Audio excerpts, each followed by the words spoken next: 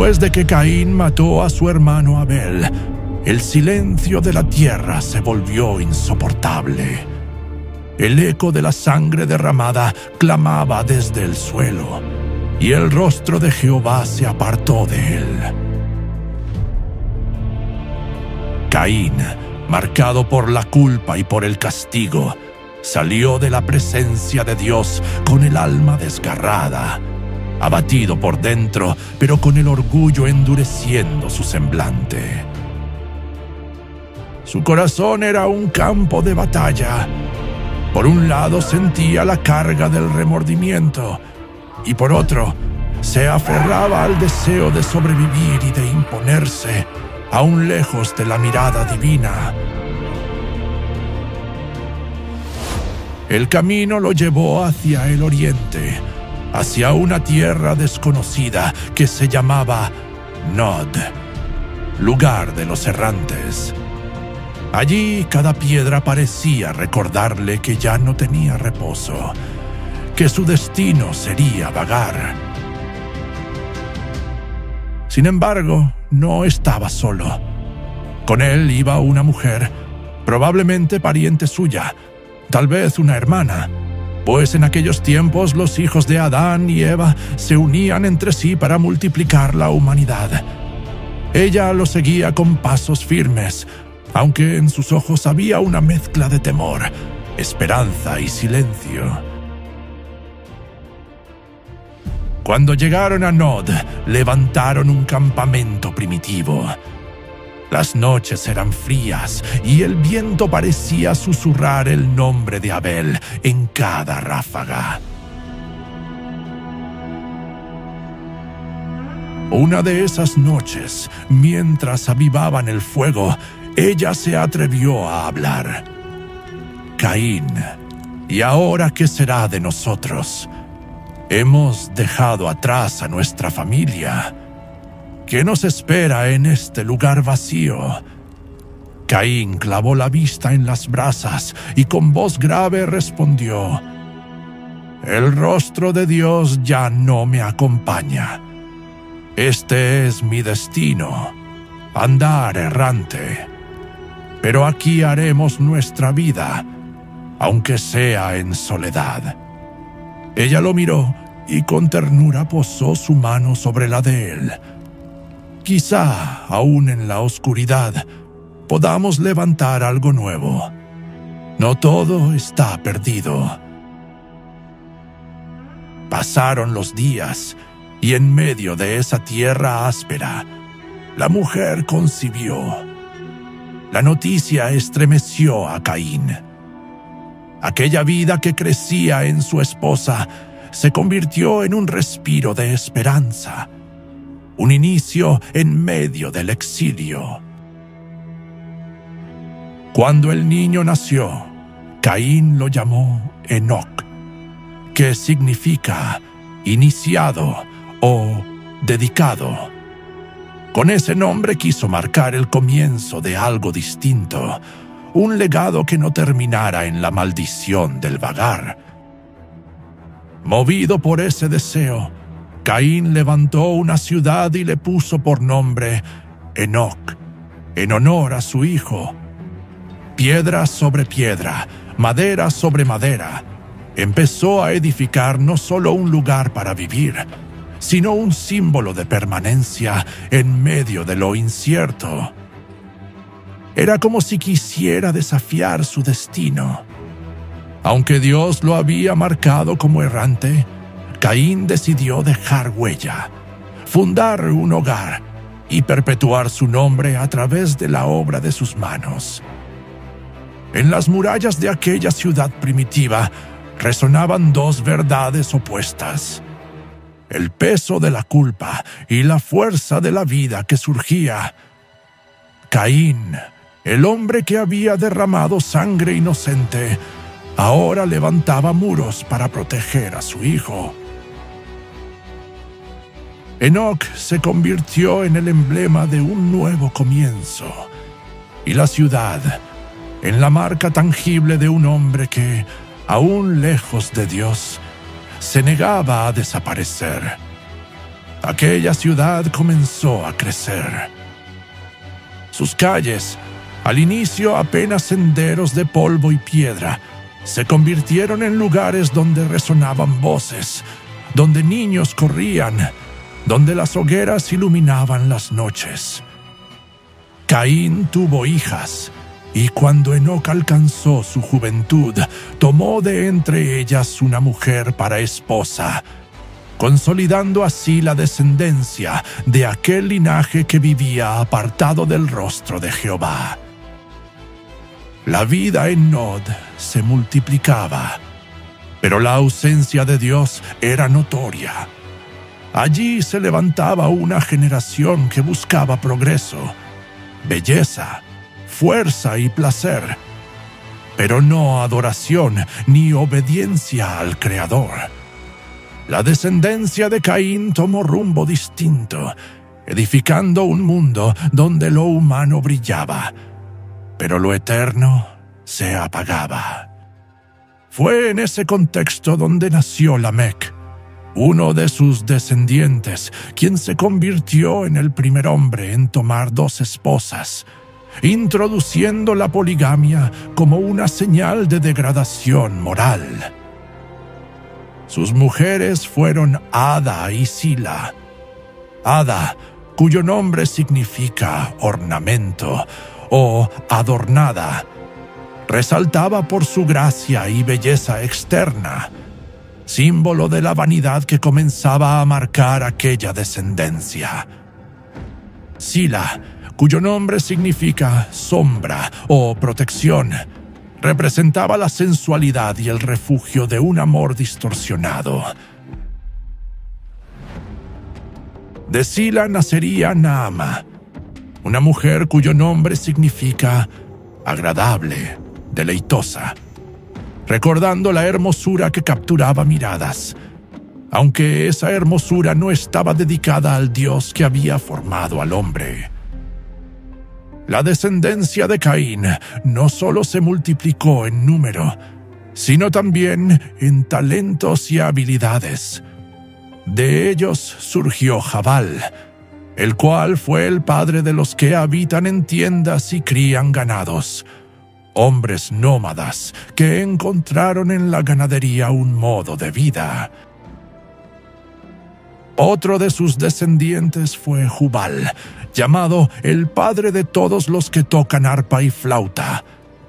Pero aquella música no ascendía al cielo como ofrenda, sino que se volvió música sensual, exaltando pasiones desordenadas, promoviendo la embriaguez del placer y del pecado.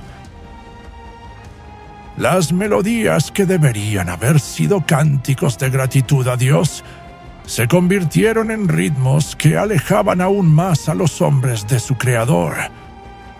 También nació Tubal-Caín, artífice de toda obra de bronce y de hierro. Con sus manos moldeaba armas y herramientas, dominando el fuego y el metal como si fuesen parte de su propio destino. La fragua ardía noche y día, y de sus martillos surgían lanzas, espadas y cuchillos, instrumentos de dominio y violencia más que de servicio. Mientras los metales brillaban al sol, el corazón de aquella generación se endurecía como el hierro que producían.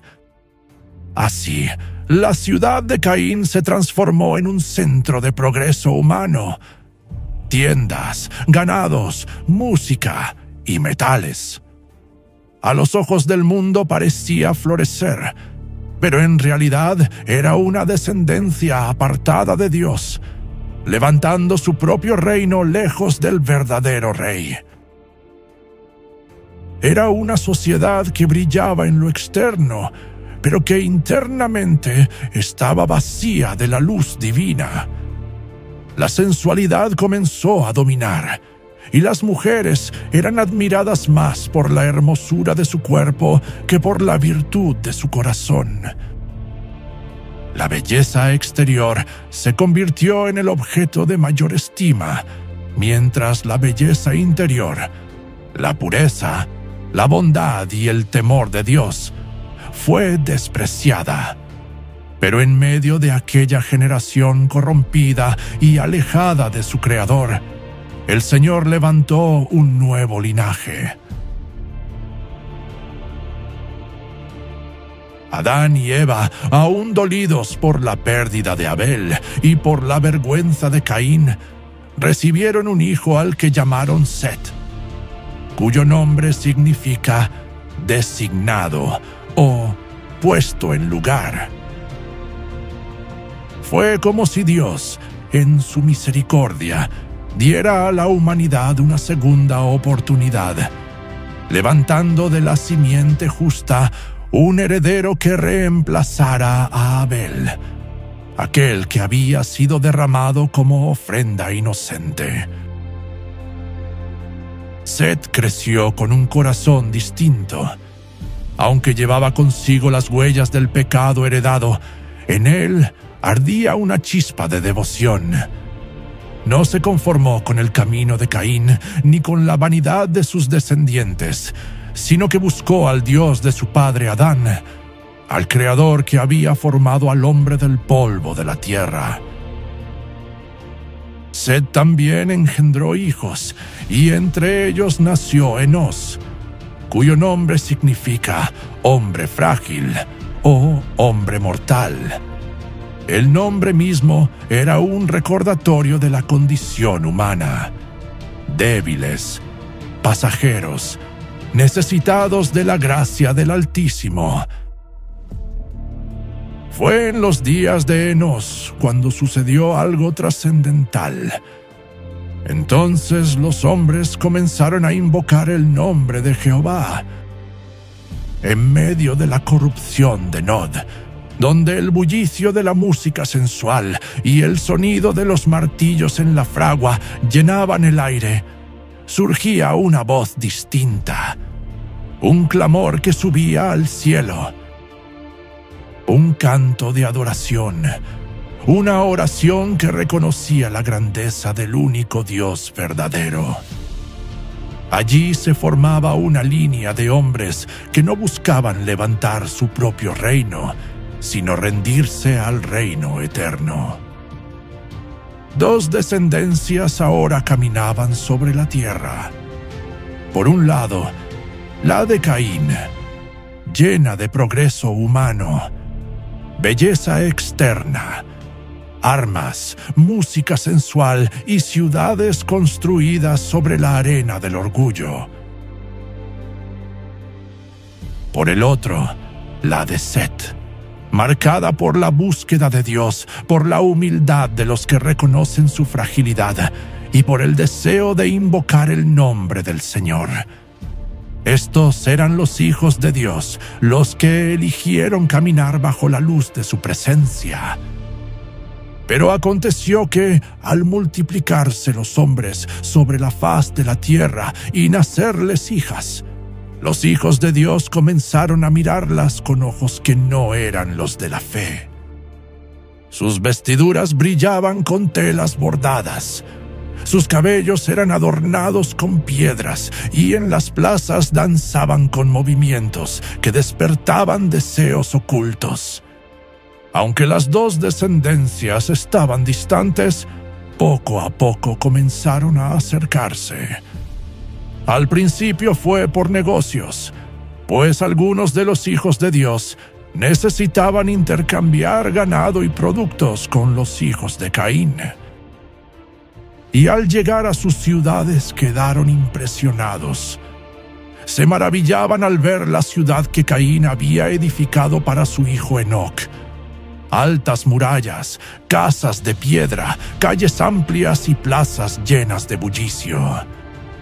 Sus habitantes se jactaban de todo ello, mostrando con orgullo sus logros, sus inventos y la fuerza de su linaje. Lo que empezó como un simple intercambio, pronto sembró en los hijos de Dios una admiración peligrosa. Los descendientes de Set, que al inicio se mantenían en reverencia, fueron atraídos por los inventos y logros de los hijos de Caín. Sus ciudades con murallas y calles, sus herrerías donde el metal brillaba como fuego, y la música que resonaba en sus plazas.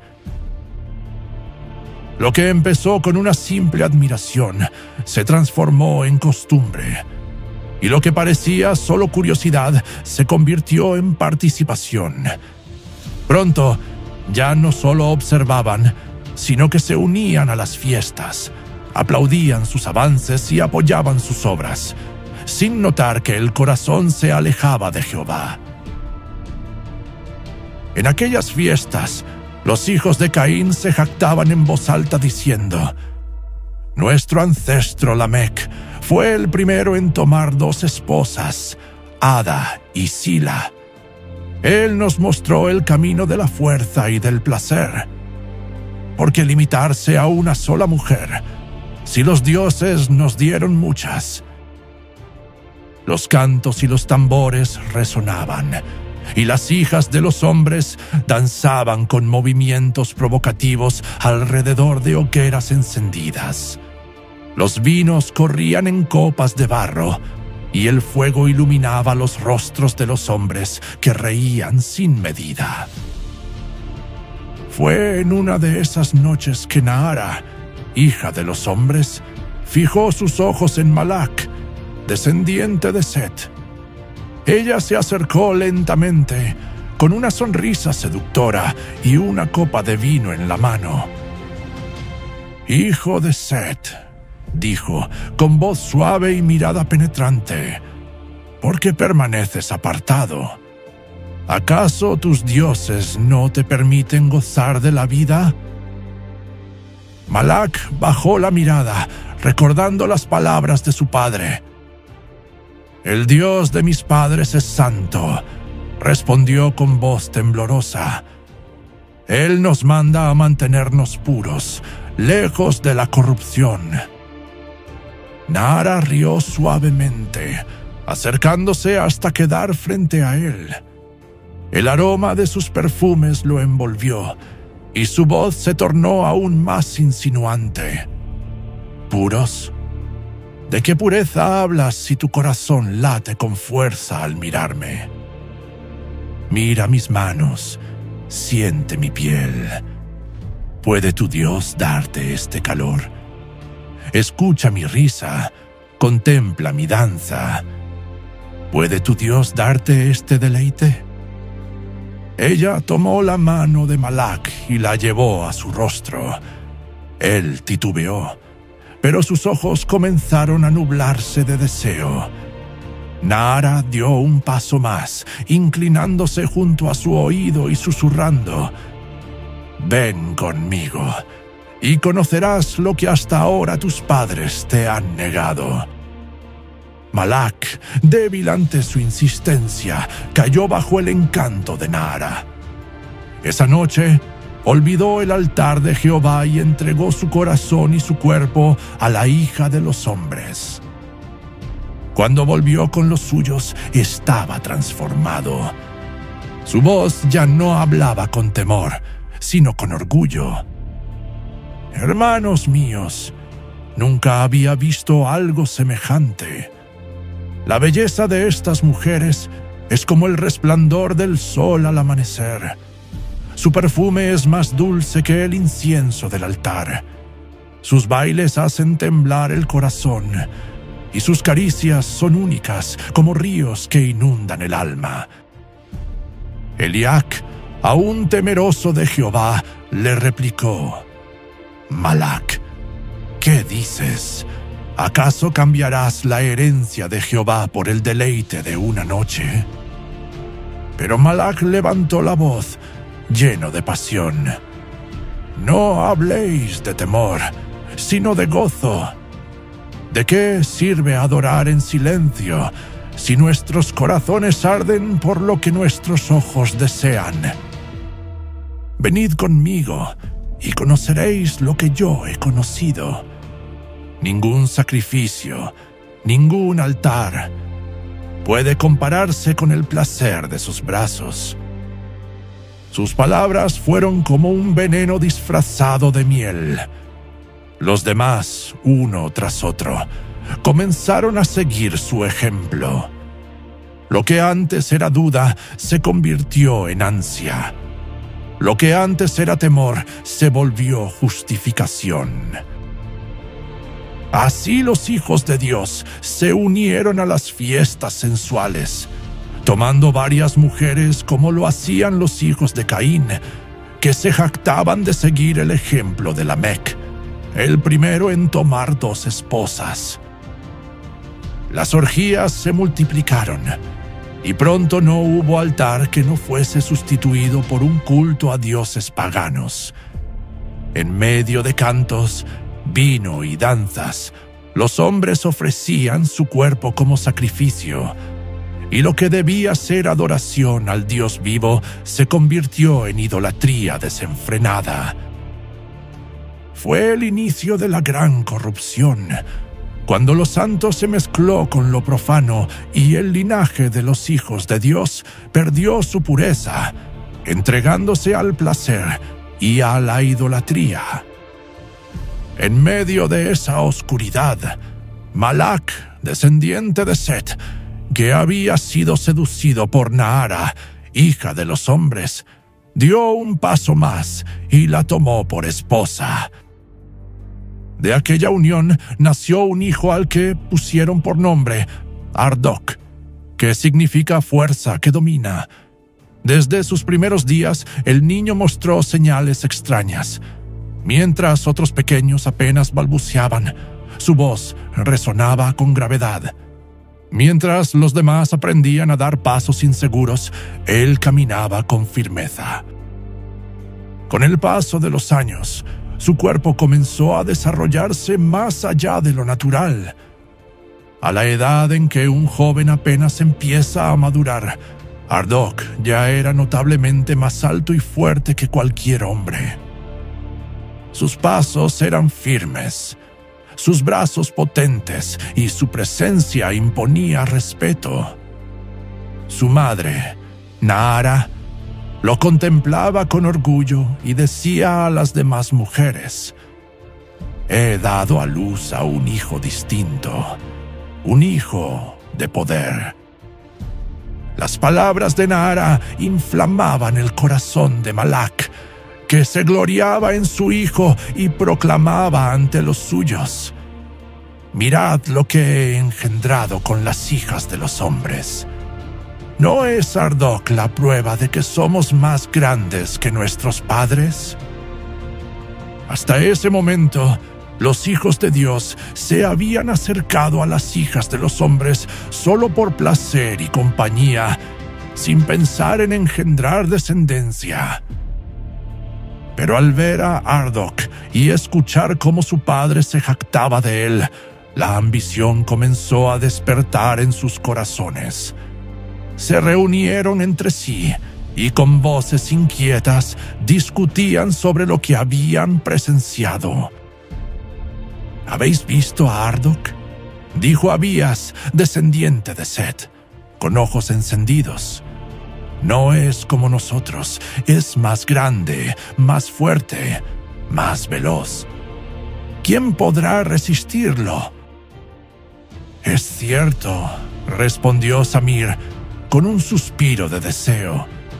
Si Malac, siendo como nosotros, ha engendrado semejante hijo, ¿qué podríamos nosotros tener si tomamos también mujeres de entre ellos? Pero Eliac, que aún guardaba el temor de Jehová, replicó con voz firme: ¿acaso no veis la corrupción? ¿No os basta haber tomado mujeres en desobediencia? Ahora queréis multiplicar vuestra rebeldía y llenar la tierra de hijos que no conocen al Altísimo. Sus palabras cayeron como un peso, pero pronto fueron silenciadas por la voz altiva de Abías, que con gesto orgulloso declaró: «No hables de pureza, Eliac. ¿No escuchas cómo todos pronuncian el nombre de Ardok? Su fama recorre las aldeas, su figura se levanta como un héroe. Yo también quiero un hijo que perpetúe mi nombre». Samir, contagiado por esa ambición, añadió con determinación: «Si la gloria está en los hijos, yo no me quedaré atrás. Tomaré a las hijas de los hombres, y de mí nacerán los futuros valientes».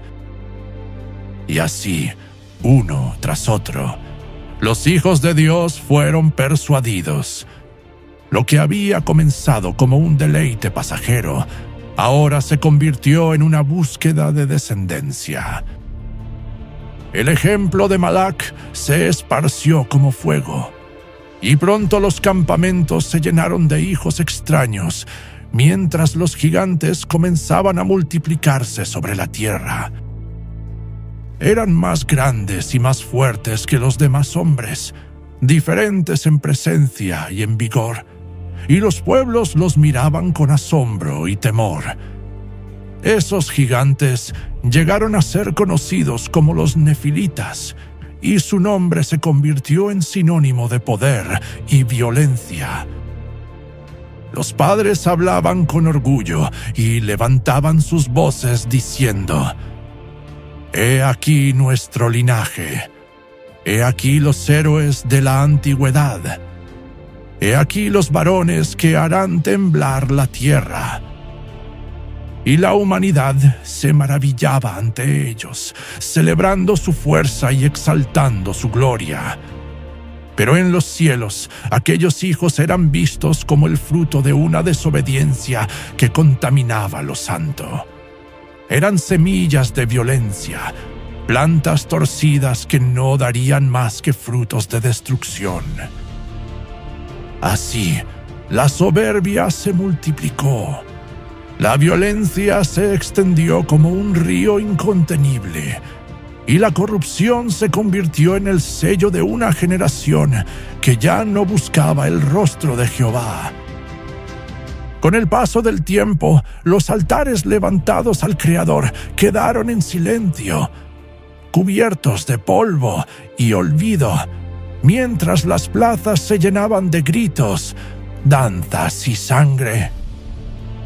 El hombre había cambiado la adoración de Dios por la exaltación de su propia carne, y los nefilitas, aquellos gigantes nacidos de la mezcla, se erigieron como los amos de la tierra. Su fuerza era temida por todos, pues destruían ciudades enteras, derribaban murallas con sus propias manos e incendiaban aldeas, esparciendo el terror a su paso. Se sentían invencibles y caminaban entre los pueblos como si fuesen eternos. Algunos incluso comenzaron a proclamarse dioses, exigiendo sacrificios en su honor, y las multitudes, dominadas por el miedo, se inclinaban ante ellos, levantando altares paganos donde la sangre humana corría como ofrenda. El orgullo de los nefilitas crecía cada día más. Se jactaban de su linaje con voces arrogantes y decían: «Somos los hijos del poder, los valientes de la antigüedad, los que dominan la tierra. Nadie podrá detenernos, porque nuestro poder es mayor que el de los hombres, y nuestra gloria no tendrá fin». Ese orgullo se alimentaba con el desenfreno. Bebían vino en exceso y celebraban banquetes interminables donde la embriaguez y la lujuria se convertían en ley.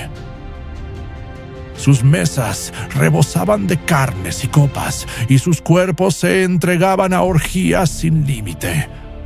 En aquellas festividades, los tambores resonaban hasta el amanecer. Los cánticos se mezclaban con risas obscenas, y el humo de los sacrificios a dioses falsos cubría el cielo como un velo de corrupción. Y mientras el vino corría en abundancia, la violencia se transformaba en espectáculo. Algunos cazaban hombres por diversión, como si fueran animales. Otros competían en actos de crueldad, midiendo su fuerza en duelos sangrientos. Y había quienes, con perverso deleite, mataban a los más pequeños solo por diversión, como si la vida fuese un simple juego. Otros devastaban campos enteros solo para mostrar su poder, arrancando frutos y destruyendo cosechas que no necesitaban. Historias corrían entre las aldeas acerca de aquellos que podían derribar las puertas de una ciudad con una sola mano y esclavizar a sus habitantes. De este modo, la maldad dejó de ser un acto aislado para convertirse en el modo de vida de toda la humanidad. Ya no había justicia, ni verdad, ni compasión. Así, el mundo quedó sometido bajo el dominio de los nefilitas, una generación que se veía eterna, que se consideraba invencible y que buscaba su propia adoración en lugar de honrar a Dios. Sus nombres llenaban las canciones, sus gestas eran grabadas en tablillas y sus imágenes eran veneradas como divinas. Pero detrás de esa apariencia de poder, no había más que ruina, soberbia y pecado.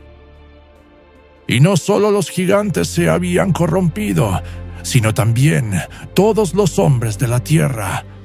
La humanidad entera se había desviado, y la maldad era mucha sobre la faz del mundo.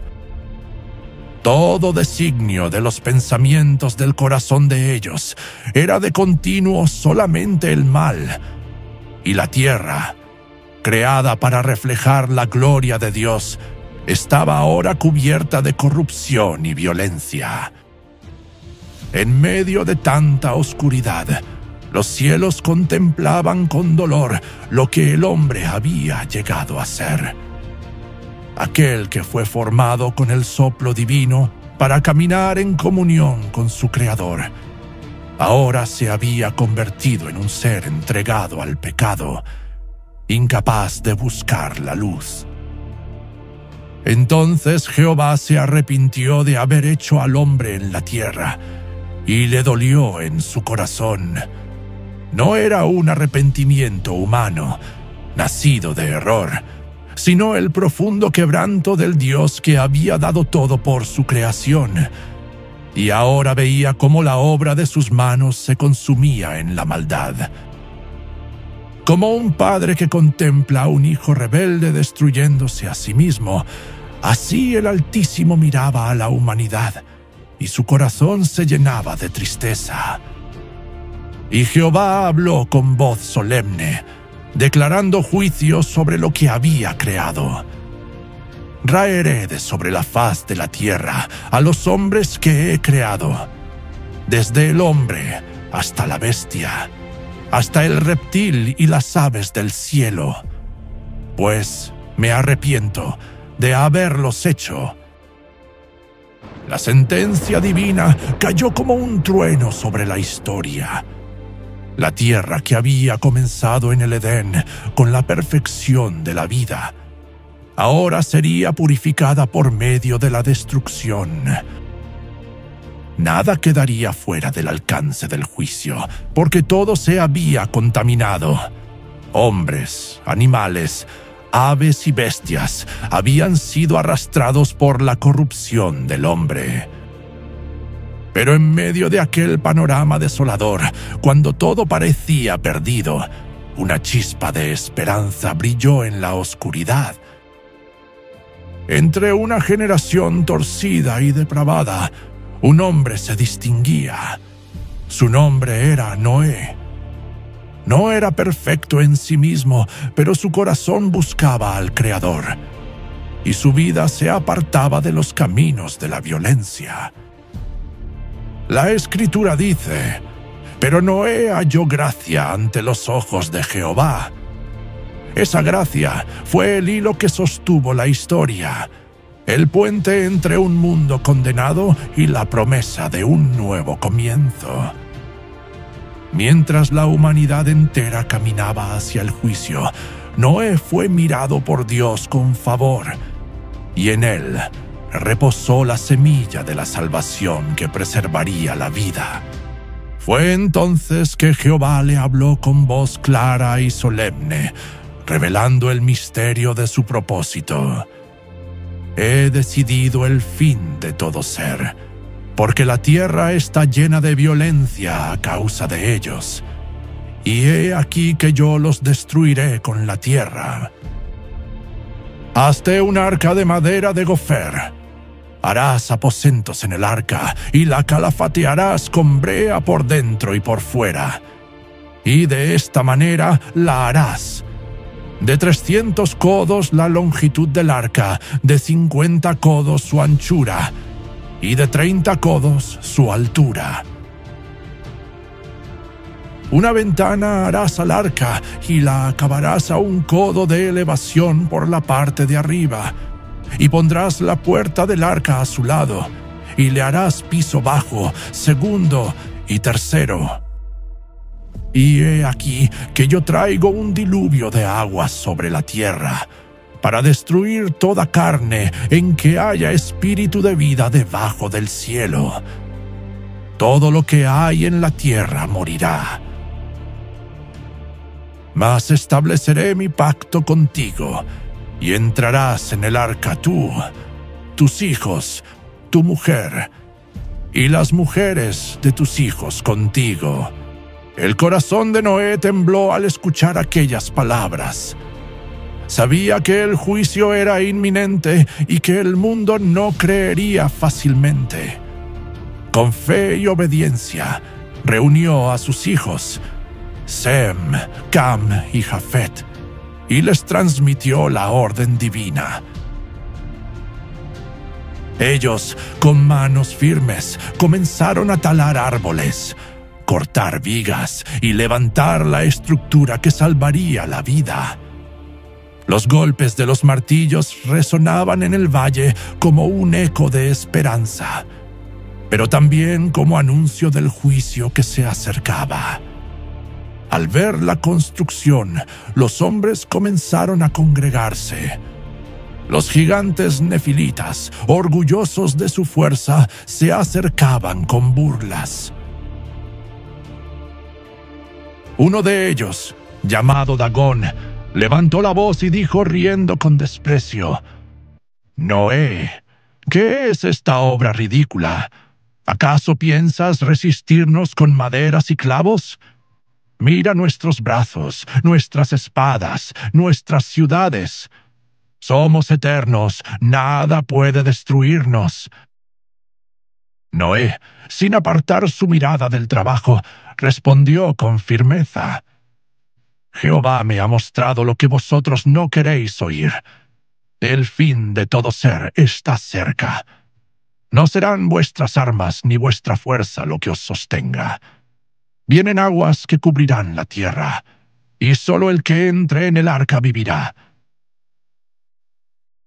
Los gigantes estallaron en carcajadas.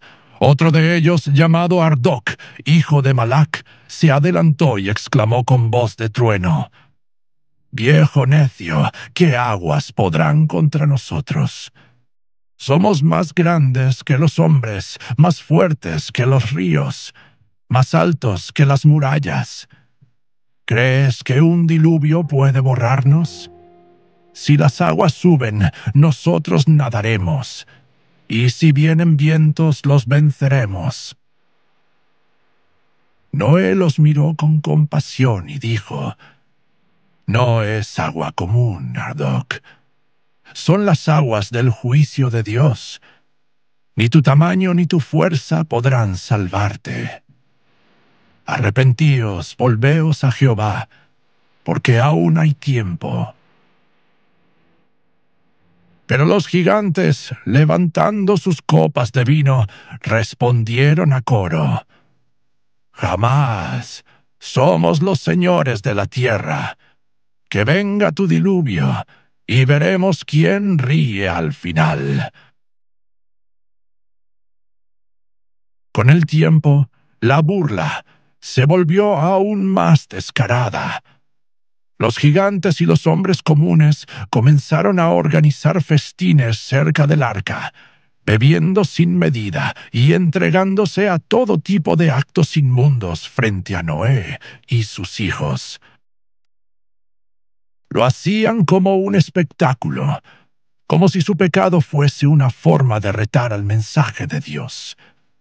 Entre risas y gritos, algunos decían: «Mira, Noé, ¿no dijiste que tu Dios odia estas cosas? Pues míralas y dile a tu Dios que aquí estamos, viviendo como queremos». Otros, en plena embriaguez, se abrazaban y caían al suelo riendo, mientras mujeres danzaban de manera provocativa al sonido de tambores y flautas. Un gigante se adelantó tambaleándose, con una copa en la mano, y gritó: «Si tu Dios realmente enviará aguas, que lo haga ya. Mientras tanto, seguiremos bebiendo y gozando, porque este es nuestro reino y nunca caerá». Y no solo se burlaban de Noé, también de sus hijos. Un grupo de hombres se acercó a Sem, Cam y Jafet mientras trabajaban y les gritó: «Dejad las locuras de vuestro padre. Venid con nosotros, sois jóvenes, fuertes, y no tenéis por qué desperdiciar la vida en esa arca inútil. Aquí hay vino, hay fiestas, y hay mujeres que os harán olvidar esas palabras de juicio». Entonces una mujer de aspecto sensual, vestida con telas llamativas y adornada con joyas, se adelantó contoneándose frente a ellos. Con voz seductora les dijo: «Miradme bien, hijos de Noé. Aunque estéis casados, aquí nadie se preocupa por eso. La vida es corta, y el placer está frente a vosotros. ¿Acaso no sentís el deseo en vuestro corazón? Venid y probad. Dejad que vuestros cuerpos conozcan lo que os negáis por seguir las locuras de un anciano». Sem apartó la mirada con firmeza, y Jafet respondió con voz temblorosa: «No tentéis nuestro corazón. Lo que hacéis es abominación delante de Dios». Pero las risas y los gritos continuaron, mientras la mujer volvía con los suyos riendo. «Pobres muchachos, siguen las cadenas de su padre. Cuando el agua no llegue, veremos quién tenía razón». Noé, con lágrimas en los ojos, levantó la voz en medio de aquel ambiente corrupto: «Oh generación incrédula, vuestro deleite será vuestra ruina. No os reís de mí, sino de aquel que hizo los cielos y la tierra. Y os digo que el día vendrá como torrente, y no habrá danza ni banquete que os libre de sus aguas». Pero los hombres respondían con silbidos y risas, y los gigantes, levantando sus copas, brindaban a carcajadas como si desafiaran al mismo cielo. Y así, tanto los gigantes como el resto de los hombres se burlaban de Noé y de sus hijos, y lejos de arrepentirse, se entregaban más y más al pecado. Así pasó el tiempo. Noé y los suyos continuaban trabajando, obedeciendo con paciencia el mandato divino. Cada golpe de hacha y cada tabla colocada era un testimonio contra aquella generación incrédula. Y aunque día tras día Noé predicaba la justicia de Dios, gigantes y hombres seguían en su soberbia, riéndose del juicio que no podían ver, convencidos de que nada ni nadie podría hacerlos caer. Pasaron los años y finalmente el arca fue terminada. Sus maderas se alzaban imponentes en medio del valle, como un monumento extraño y ridículo a los ojos de los hombres, pero como un refugio de esperanza para Noé y su casa. Cuando Noé y sus hijos comenzaron a almacenar alimento dentro del arca, granos, frutos, semillas y agua, los gigantes acudieron a burlarse una vez más. Uno de ellos gritó con sorna: «Mirad al loco. No solo construyó una caja inútil, ahora la llena como si pensara mudarse al desierto con todo el ganado de la tierra». Las risas estallaron entre los hombres y otro añadió: «Noé, cuando te falte vino para tus banquetes, avísanos. Te enseñaremos lo que es celebrar de verdad». Pero Noé, en medio de su labor, respondió con voz firme: «No me preparo para un banquete, sino para el juicio. Jehová ha dicho que pronto cubrirá con aguas toda la faz de la tierra, y solo el que esté en el arca vivirá». Los hombres lo abuchearon, los gigantes lo insultaron y las mujeres se rieron de sus palabras. Entonces sucedió algo que nadie esperaba. Los animales comenzaron a llegar. Primero vinieron en parejas, luego en grupos: aves del cielo, fieras del campo, animales domésticos y bestias salvajes. Entraban en orden perfecto, sin violencia ni confusión, como guiados por una mano invisible. El pueblo se quedó atónito, y por un momento hubo silencio. Pero pronto las burlas regresaron. «¡Qué espectáculo!», gritó un gigante carcajeándose. «Hasta los animales creen las locuras del viejo». Una mujer añadió con burla: «Noé, ¿vas a vivir con cabras y palomas? Ojalá tu arca huela bien cuando todo esto acabe». Noé se volvió hacia ellos y alzó su voz con solemnidad: «Jehová me ha mostrado lo que vosotros no queréis ver. En 7 días vendrá el diluvio sobre la tierra. Aún hay tiempo, arrepentíos y volveos a Dios, porque la puerta de la misericordia no permanecerá abierta para siempre».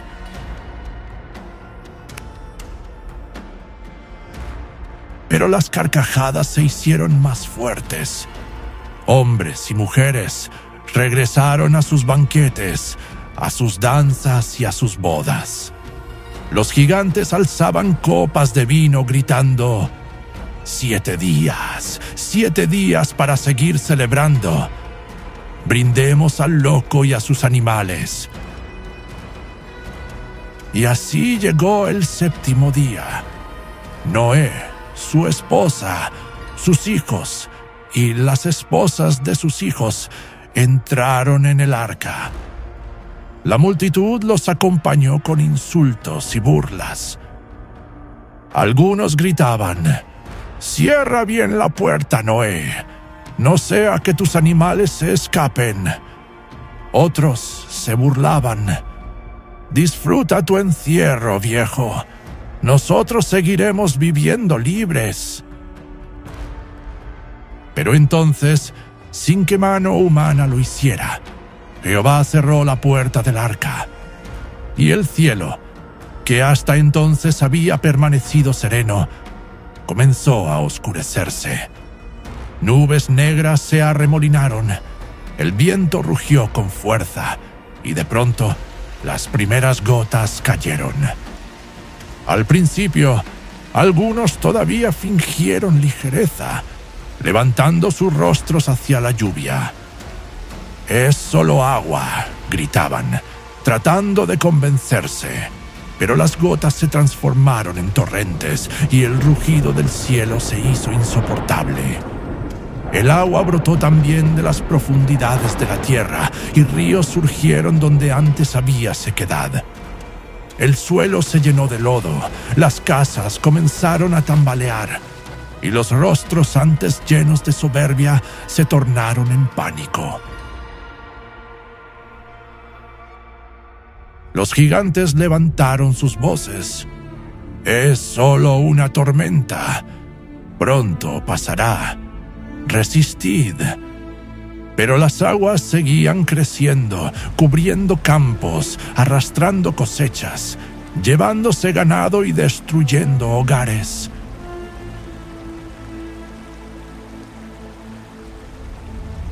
La gente corrió hacia las montañas buscando refugio, y las multitudes se agolparon gritando con terror. Fue entonces cuando los primeros cuerpos comenzaron a flotar sobre las aguas. Niños, ancianos y mujeres que no lograron escapar. Sus rostros desfigurados por el miedo helaron la sangre de los que aún vivían. Ya no había risas, solo llanto y desesperación.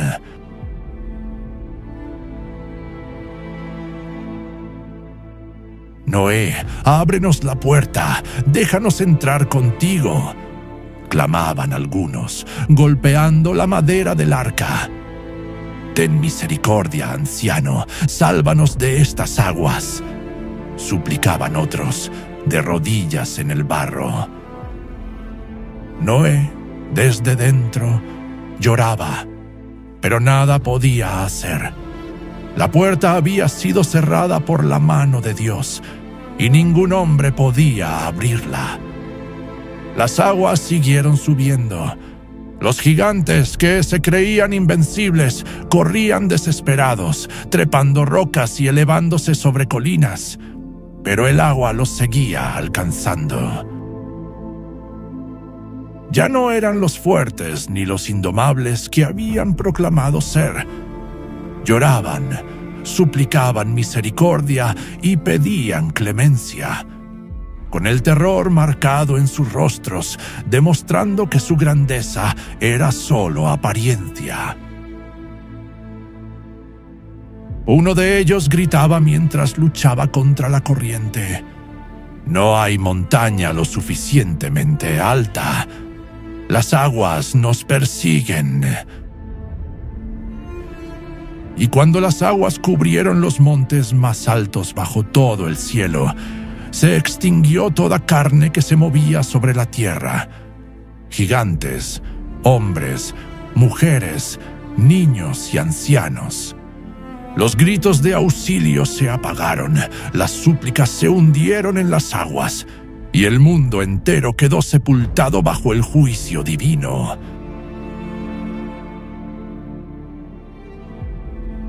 Dentro del arca, Noé y su familia permanecían en silencio, sabiendo que lo que Jehová había dicho se había cumplido.